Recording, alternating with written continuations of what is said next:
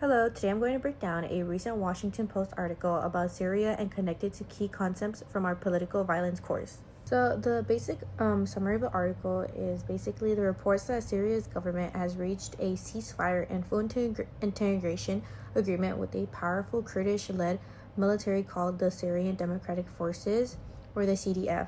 This group previously controlled large areas in northern eastern Syria, including cities like Iraq and key border regions. The CDF was also a major U.S. partner to the fight against Islamic State. According to the report, the agreement followed a weekend of intense clashes in which the CDF lost significant territory to Syrian government forces, allied tribal fighters, and local groups. The deal includes the full and immediate administrative and military handover of territory, including provinces, border crossings, and resource areas like oil and gas fields. In practical terms, this would end much of the CDF's semi-autonomous control that developed during Syria's civil war. However, the article also notes that there was no immediate public confirmation from the CDF, while U.S. officials described the agreement as something still being finalized and dependent on details being worked out. So, at first glance, this looks like a ceasefire and a step toward stabilizing and unifying Syria after years of civil war. But using concepts from class, it's more about shifting power and reconstructing authority than a simple end to conflict.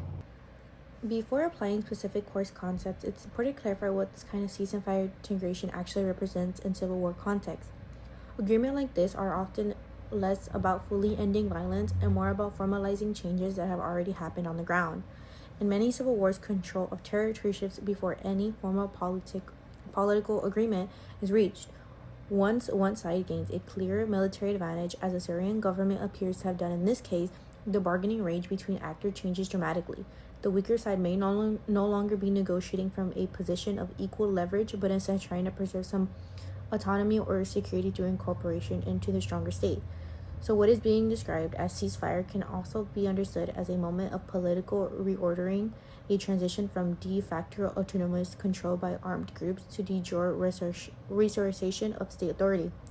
Rather than resolving underlying political disagreements, these agreements are often reflect an acceptance of the realities created through shifts in battlefield power.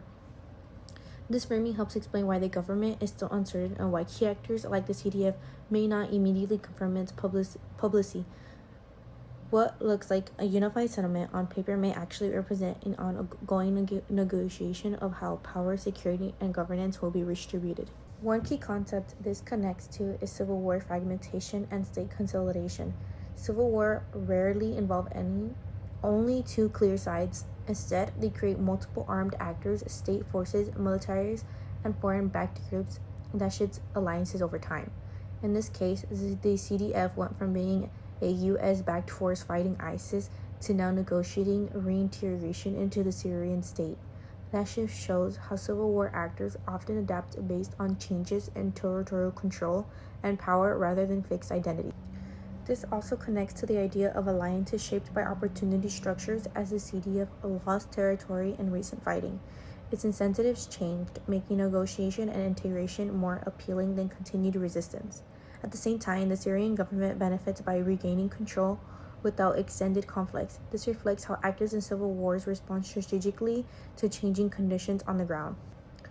Another important concept here is international context. The CDF previously relied on the strong U.S. backing during the fight against ISIS, but the article shows that external support has become less central over time. The U.S. is now mostly responding to diplomatically rather than directly shaping outcomes. This highlights how foreign influence in civil wars can fade, leaving local actors to determine final political arrangements. The article also shows state reconstruction after civil war. Instead of simply defeating opponents, the Syrian government is absorbing formal rivals into its structure. The agreement includes transferring administrative control and security responsibilities back to the state, which reflects a common pattern in post-Civil War settings where governments rebuilt authority by integrating armed groups. This connects directly to our Syria case study, where we looked at how the conflict involved many overlapping actors shifting alliances and changing territorial control over time. Earlier in the war, Syria looked highly fragmented, with different groups controlling different regions. This article shows a later stage where some of these fragmented actors are being brought back under central state framework, even though the tensions and uncertainty still remain. Overall, the article shows that civil wars are not just about fighting between fixed sides, they're about shifting alliances, changing incentives, and how states slowly rebuild authority after years of fragmentation.